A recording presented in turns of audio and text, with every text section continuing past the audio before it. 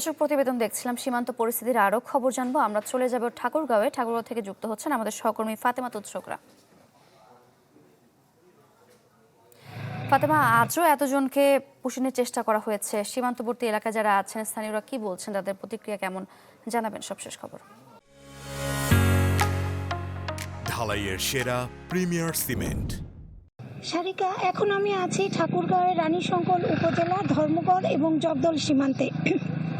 এই সীমান্তে কিন্তু কিছুটা উত্তেজনা বিরাজ করছিল গতকাল রাতে, তবে বিজিবির শক্ত কঠোর হস্তে তারা দমন করেছে এই পুশিনের ঘটনা এবং এখন পর্যন্ত কিন্তু সীমান্তবর্তী এলাকা কিছুটা শান্ত রয়েছে। আমি এখানকার স্থানীয়দের সঙ্গে কথা বলেছি, তারা যেটা জানিয়েছে যে রাত 2টা, 3টা, 4টা পর্যন্ত এখানকার স্থানীয় লোকজন এই সীমান্ত পাহারা দিচ্ছে বিজিবির সঙ্গে। তারাও চেষ্টা করছে যেন কোনো ধরনের পুশিনের ঘটনা না ঘটে। এবং গতকাল যেহেতু শুক্রবার ছিল, গতকাল এখানকার সীমান্তবর্তী মসজিদগুলোতে কিন্তু খুতবা দেয়া হয়েছে এবং সীমান্তবর্তী এই পুশিনের ঘটনা, যে কোনো ধরনের পুশিনের ঘটনা রুখে দাঁড়ানোর জন্য কিন্তু জুম্মার খুতবাতেও বলা হয়েছে।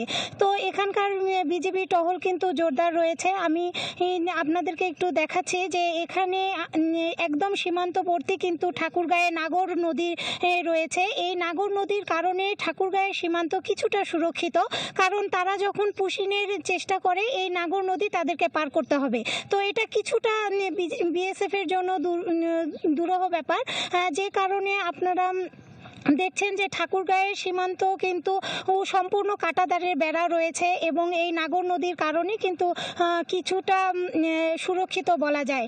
এবং আমি সকাল থেকেই এই সীমান্তবর্তী এলাকায় আছি। এখানকার মানুষরা যেটা বলছে যে মূলত দিনের বেলা এই পুশিনের ঘটনা ঘটে না, মধ্যরাতে এবং ভোর রাত করে তারা একটা সুযোগের সন্ধান করে এই ধরনের ঘটনা ঘটানোর চেষ্টা করে।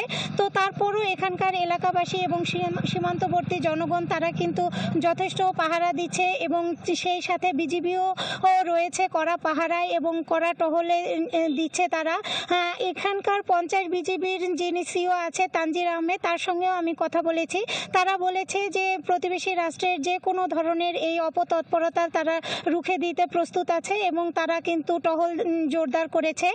সারিকা, আরেকটা ব্যাপার আমি জানিয়ে রাখি যে ঠাকুরগাঁয়ের হরিপুর উপজেলা, সেটিও সীমান্তবর্তী। সেখানে যে পুশিনের চেষ্টা তারা করেছিল প্রতিবেশী ভারত, তো তারা কিন্তু সেটি 42 বিজিবির অধীনে পড়ে এবং 42 বিজিবি কিন্তু সেটিকে রুখে দিয়েছে এবং কোনো ধরনের মানুষ কিন্তু এখন পর্যন্ত বাংলাদেশে প্রবেশ করতে পারেনি। তো তাদের এই অপচেষ্টা এবং অপতৎপরতা কিন্তু এখনো তারা চালিয়ে যাচ্ছে। তো এখন আসলে সামনে দেখা যাক যে তারা এই আগামী এই রাতে কোনো ঘটনা ঘটে কি না, হয়তো পরবর্তীতে আমি জানাতে পারবো। তবে এখন পর্যন্ত সীমান্তবর্তী জায়গাগুলো শান্তই রয়েছে। তো এই ছিল ঠাকুরগাঁয়ের সর্বশেষ পরিস্থিতি। সারিকা। ফাতেমা, ধন্যবাদ আপনাকে। ঠাকুরগাঁওয়ের পরে সীমান্ত পরিস্থিতির খবর জানাতে এবারে চুয়াডাঙ্গা থেকে যুক্ত হয়েছেন সহকর্মী রেজাউল করিম লিটন। সারিকা, এই দিন শেষ হয়ে যখন সন্ধ্যা নামছে, সন্ধ্যা ঘনিয়ে আসছে, তখন কিন্তু সীমান্তের আতঙ্ক আশঙ্কা আরও বেড়ে যাচ্ছে। এবং আপনি জানেন যে আমার সহকর্মী ঠাকুরগাঁয়ের ফাতেমা যেভাবে বলছিলেন যে বিএসএফ বিশেষ করে সন্ধ্যা থেকে একেবারে ভোর অবধি রাতের বেলা তারা গভীর রাতেই তারা এই পুশিনের সুযোগটা নিচ্ছে, যে কারণে রাতের বেলা বিজিবির তৎপরতা বাড়ছে সীমান্তে এবং সন্ধ্যা ঘনিয়ে আসার সাথে সাথে এই বিজিবি তৎপর হয়ে যাচ্ছে। সীমান্তের প্রতিটি পয়েন্টে পয়েন্টে তারা পাহারা বসাচ্ছেন এবং নজরদারি বৃদ্ধি করছেন, হ্যান্ড মাইক দিয়ে সাইরেন বাজাচ্ছেন এবং হ্যান্ড মাইক দিয়ে ঘোষণা করছেন যে কেউ যেন অবৈধভাবে বাংলাদেশে ঢোকার চেষ্টা না করে, তাহলে প্রতিহত করা হবে। আমি যেখানে আছি আপনাকে একটা দৃশ্য দেখাই সারিকা। এই যে কলাবাগান, এটি ভারতের কলাবাগান, ঠিক সামনে কাঁটাতারের বেড়া এবং কাঁটাতারের বেড়ার প্রতি 200 মিটার পরপরই গেট আছে তাদের এখানে পাট ক্ষেত। এই কলাবাগান দিয়ে তারা কাঁটাতারের বেড়ার গেট খুলেই যাদেরকে তারা পুশিং করছেন এই কলাবাগান অথবা পাটক্ষেত এই রকম ক্ষেতের মধ্যে এসেই তারা তাদেরকে রেখে যাচ্ছেন। পরবর্তীতে যখন বিজিবি সন্ধান পাচ্ছে তখন সেটা প্রতিহত করার চেষ্টা চলছে। তো এই যে প্রতিবেশী দেশ ভারতের যে অপতৎপরতা, বিশেষ করে বাংলাদেশি দেশের দিকে তাদের নাগরিকদের ঠেলে দেওয়া, এইটা কিন্তু আসলে আন্তর্জাতিকভাবে মানবাধিকার লঙ্ঘন হচ্ছে, রাষ্ট্রবিজ্ঞানীরা বলছেন। এবং আপনি জানেন তাদের সাথে যে ইন্দিরা মুজিব চুক্তি হয়েছিল 1974 সালে, সেটিরও লঙ্ঘন হচ্ছে। প্রতিবেশী দেশ হিসেবে ভারত আসলে সব কিছু ডন্ট কেয়ার করছে। এটি বাংলাদেশকেও ভাবিয়ে তুলেছে। রাষ্ট্রবিজ্ঞানীরা বলছেন যে প্রতিবেশী দেশ হিসেবে ভারতের উচিত তারা আন্তর্জাতিক আইন লঙ্ঘন না করে তাদের চুক্তি অনুযায়ী যদি কোনো বাংলাদেশি নাগরিক তাদের দেশে থেকে থাকে অবৈধভাবে, তাহলে সেটি কেন্দ্রীয় সরকারের মাধ্যমে তার পরিচয় বাংলাদেশ সরকারকে প্রেরণ করে পরিচয় নিশ্চিত হয়ে বৈধভাবে হস্তান্তর করা। রাতের বেলায় কলাবাগান দিয়ে অথবা জঙ্গলের মধ্য দিয়ে যখন এই পরিবারগুলোকে ঠেলে দিচ্ছে, তখন তারা কিন্তু চরমভাবে তাদের মানবাধিকার লঙ্ঘন হচ্ছে। এবং এই অবস্থার মধ্য দিয়ে জানেন যে আজকে পাশের জেলা মেহেরপুর সীমান্তেও তারা 6 জনকে এই পাটক্ষেতের ভিতর দিয়েই পুশিং করেছে।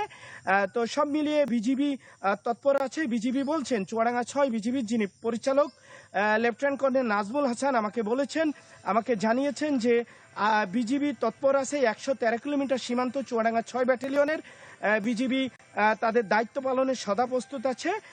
তবে এখন স্থানীয় জনগণও বিজিবির সাথে যোগ দিচ্ছে এবং বিজিবির পক্ষ থেকে জানানো হচ্ছে যে সবাইকে নিয়ে সম্মিলিতভাবে ভারতের অপতৎপরতা রোধ করা হবে। তবে বিষয়টি আন্তর্জাতিকভাবে দেখার জন্য আহ্বান জানিয়েছে বর্ডার এলাকার সীমান্ত এলাকার মানুষ। এই অবস্থা। সারিকা, লিটন, ধন্যবাদ আপনাকে।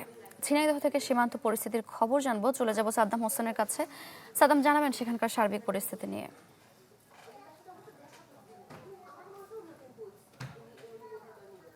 লেবুতলা এবং